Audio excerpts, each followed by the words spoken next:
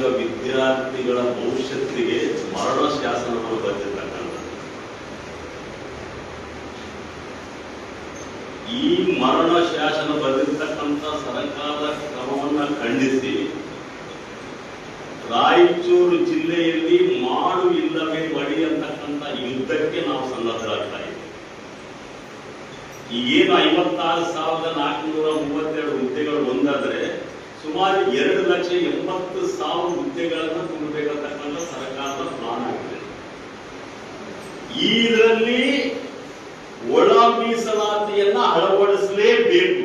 ಅಳವಡಿಸಲಿಲ್ಲ ಅಂತಂದ್ರೆ ಮಾದಿಗರ ಶಕ್ತಿ ಏನು ಅಂತಕ್ಕಂಥದ್ದನ್ನ ಕಾಂಗ್ರೆಸ್ ಪಕ್ಷಕ್ಕೆ ತೋರಿಸಬೇಕಾಗತ್ತೆ. ಸಿದ್ದರಾಮಯ್ಯನವರಿಗೆ ತೋರಿಸಬೇಕಾದಂತ ಅನಿವಾರ್ಯತೆ ನಮ್ಗೆ ಇದೆ ಅಂತಕ್ಕಂಥದ್ದು ನಾವು ಹೇಳ್ತಾ ಇದ್ದೀವಿ. ಈಗಾಗಲೇ ನಮ್ಮ ನಾಯಕರುಗಳು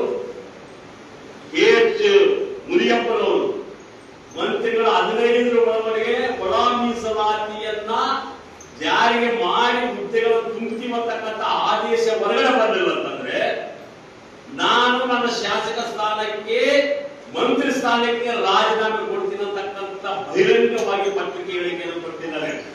ಅವರಿಗೆ ಇಡೀ ಸಮಾಜದಿಂದ ನಾವು ಧನ್ಯವಾದಗಳು ಹೇಳ್ತೀವಿ.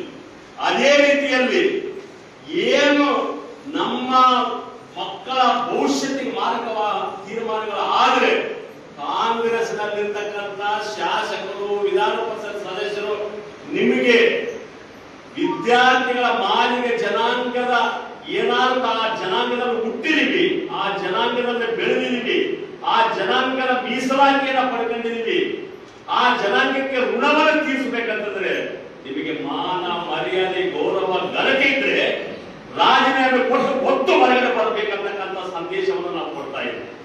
ದಯವಿಟ್ಟು ಈಗಾಗಲೇ ಮುನಿಯಪ್ಪನವರು ಏನು ರಾಜೀನಾಮೆ ಕೊಡ್ತೀವಂತ ಆ ರಾಜೀನಾಮೆಗೆ ಇಡೀ ಕರ್ನಾಟಕದಲ್ಲಿರ್ತಕ್ಕಂಥ ಕಾಂಗ್ರೆಸ್ ಪಕ್ಷದಲ್ಲಿರ್ತಕ್ಕಂಥ ನಮ್ಮ ಜನಾಂಗ ಗುಲಾಮರಾಗಿ ಬಾಳಕ್ ಹೋಗ್ಬೇಡ್ರಿ.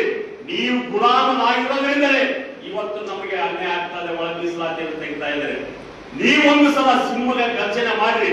ನಿಮ್ಮ ಜೊತೆ ಸಮಾಜ ಇದೆ ಅಂತಕ್ಕಂಥ ಒತ್ತಾಯವನ್ನ ಮಾಡ್ತೀವಿ. ರಾಯಚೂರು ಜಿಲ್ಲೆಯಲ್ಲಿ ಹಿಂದೆಂದು ಕಂಡೇರಿದಂತ ಹೋರಾಟವನ್ನು ನಾವು ಕೈಗೊಳ್ತಾ ಇದ್ದೀವಿ. ನಾವು 2 ಹೋರಾಟಗಳನ್ನು ನಾವು ಸಿದ್ಧತೆ ಮಾಡ್ತಾ ಇದ್ದೀವಿ. ಮೊದಲನೇದು ಈಗಾಗಲೇ ಬಂದು ರಸ್ತೆ ಎಲ್ಲ ಮಾಡಿದ್ವಿ. ಈಗ ಪಂಚಿನ ಮೆರವಣಿಗೆ ಮಾಡ್ಬೇಕಂತಕ್ಕಂಥ ಒಂದು ಮಹಾ ಇದರಲ್ಲಿ ಮಾಡ್ತಾ ಇದ್ದೀವಿ. ಇದು ರಾಯಚೂರಿನ ಇತಿಹಾಸದಲ್ಲಿ, ಕರ್ನಾಟಕದ ಇತಿಹಾಸದಲ್ಲಿ